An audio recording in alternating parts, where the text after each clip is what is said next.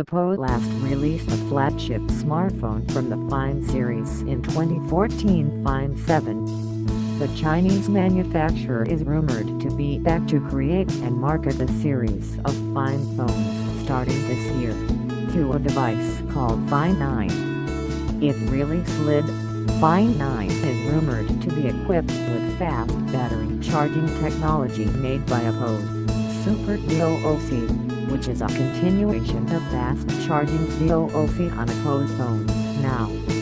First showcased in the Mobile World Congress MWC 2016 in Barcelona, Spain, Super VOOC technology is claimed to be able to charge the battery very quickly.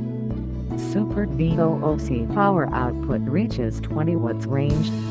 Oppo says the 2500 mAh battery can be fully charged 100% in just 15 minutes, or 45% in 5 minutes.